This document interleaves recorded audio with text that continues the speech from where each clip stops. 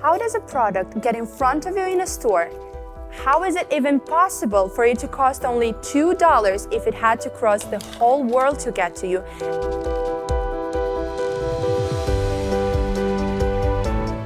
And what made you pay attention to this product in the first place? All of this is called logistics. Every process involved in getting an item to you at a reasonable price and getting you to buy it has to do with logistics. This is the reason why thousands of businesses fail right at the start.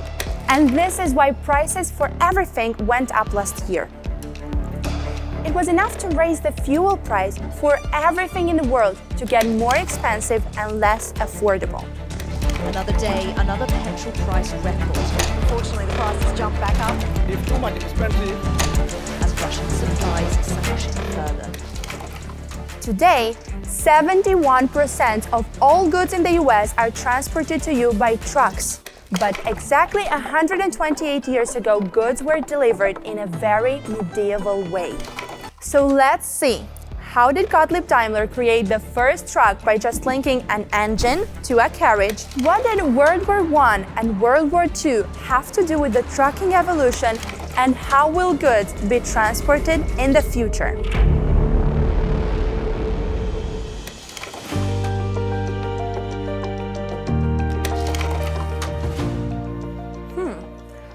By the way, here is how tea was transported in the 1830s. And although trains were already invented for about 30 years, trucks and even cars were still something unimaginable.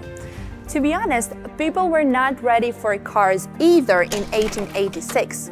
When Bertha Benz introduced the first motorized car, no one took it seriously. It only became a trend after his wife got involved. She saw that nobody changed their mind, so she took the car and drove it 100 kilometers to her mother's house. Just think about it, not only was she a woman, but she was also solo driving, a thing that was never seen before. This parade is the moment that Benz's creation started to get the attention it needed. And after cars got their popularity,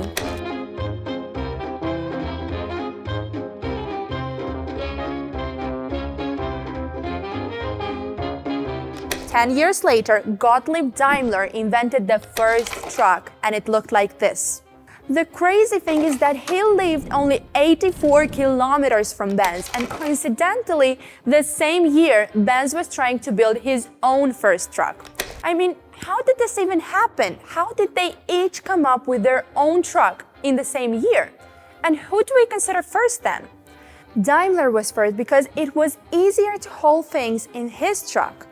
And by the way, after each of them presented their inventions individually, they eventually merged. You already understood who I'm talking about, right? These are the creators of the Mercedes we know today.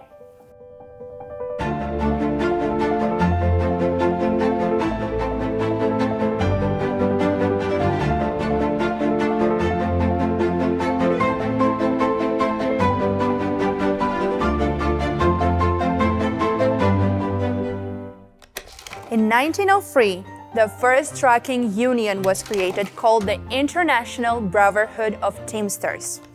By 1912, they became the most powerful alliance in the US history. Why? They completed the first transcontinental delivery. They left Philadelphia and went to California with a pallet of olive soap.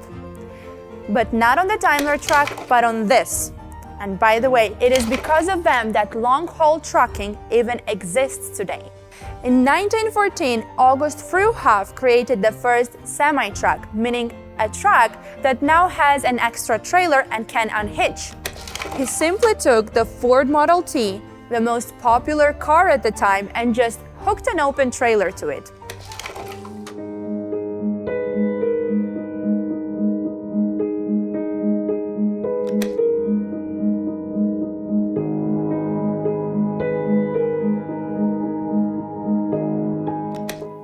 World War I. Over 150 manufacturers in the US, including Dodge and Ford, started working on different parts for trucks to use in the war, and they got named Liberty trucks. Ford even designed the first tank truck, And again, he used the Model T engine as well.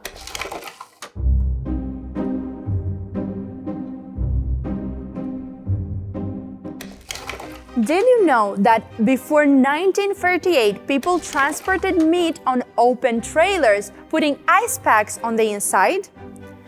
Everything changed when Harry Werner lost about $80,000 because his truck transported raw chicken broke down and the meat was left to rot in the sun. Just imagine how many flies were there. I wonder how many times it takes to reload ice into a truck if you have to drive like 500 miles. After this incident, Werner's friends Numero and Fred Jones felt challenged, and they came up with the automated air conditioner. To be honest, I can't imagine my life without it.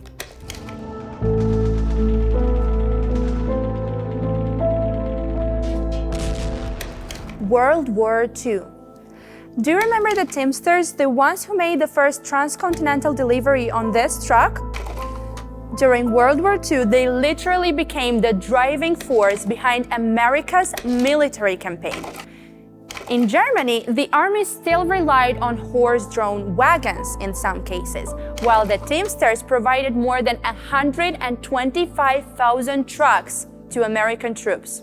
That's when truckers began to be looked at as heroes for the first time. I wheeled into a truck stopping man. In 1954, Carryfell Records released the song Truck Driving Man, and it hit real hard. This is literally the time when trucking became more than an industry or a job. It became a culture and a belief.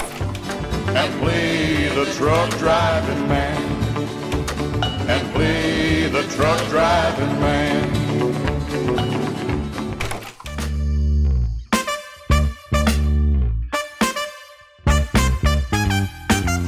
After this, there was one more thing that had to revolutionize trucking: the invention of a GPS in 1973. Im Rechenzentrum meldet, von wo der Chauffeur nun seine Fahrbefehle erhält. Der Computer dirigiert ihn durch den Verkehr. Vom Startpunkt 200 yards, keep left at fork. The system effectively is a route map. It takes the driver from point A to point B. This helped drivers move from paper maps to digital guidance systems, and this is what led to the Google Maps creation in 2006.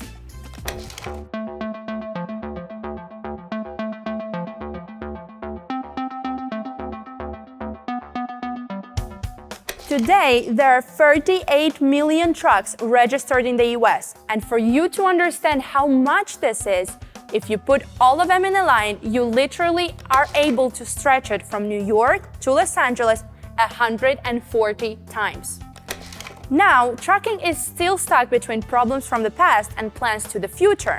For example, we still can have a fully electric truck drive more than 500 miles, but in 2016, we already had the first autonomous truck drive for 128 miles from Fort Collins to Colorado Springs. Today, the industry is much bigger than just truck owners and their trucks. Now there are brokers, safety managers, and truck dispatchers, which are literally online professions created to make transportation for goods risk-free and more profitable. Brokers help their shippers and receivers find drivers. Safety managers make sure drivers are safe on the road, and dispatchers help drivers find loads to deliver. But let's take the dispatch job, for example. Did you know you can earn from $50,000 to $120,000 a year? This is just like some doctors or engineers, but without years of higher education. That's why a lot of immigrants, moms, students, and really anyone interested in remote jobs choose to do this job, because it's flexible and can be learned only in a few months.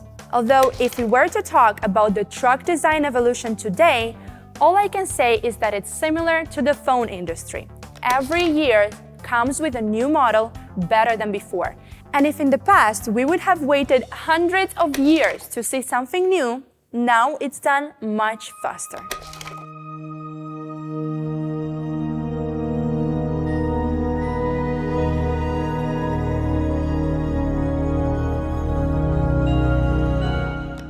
if we want to talk about the future of trucking, we can't avoid Tesla and Elon Musk. Musk literally built his career on plans and ideas for the future. Starting from his Tesla car that is able to drive itself, to plans for robots ruled by artificial intelligence, rockets that want to colonize Mars, and trucks that deliver freight without a driver. But how possible is it to realize these plans? Well, let's just say that we still can't fully adapt to electric trucks, so autonomous trucking is definitely a faraway future. What about the other jobs in trucking? How will they change? They will definitely get better. Let's take the new Apple goggles, for example. If until now a dispatcher was linked to a computer or a laptop, with the goggles they will be able to be located anywhere. Just put them on and open several loadboard screens in front of you while performing a call at the same time. And this can be said about all the professions I mentioned. So if this is something that you would be interested in doing, you could check the truck dispatcher course link I left in the description. But can dispatchers, drivers, or brokers be fully replaced by AI? Definitely not in the near future. Not at least Elon Musk or someone else creates fully functional robots that can replace them in all their tasks. If he even manages to do that in his lifetime. I mean, even if he's fit enough to fight Mark Zuckerberg in UFC, this doesn't mean that he has enough time to create everything he plans. By the way, let's make some bets. Who do you think will win in this duel? That is, of course, if Elon's mom lets him get in the ring. You saw her tweet, right? Yep, I hope you've seen how trucking evolved over the years and how it affected the world we all know today. I just keep thinking how 100 years ago tea was still transported in horse-drawn carriages, and today we already talk about trucks that drive themselves and robots. Who knows, maybe even flying trucks will be real someday. After all, it will solve the delivery of goods on ice roads, and if you want to see how tractor trailers transport goods on 400 miles of ice roads, watch this video.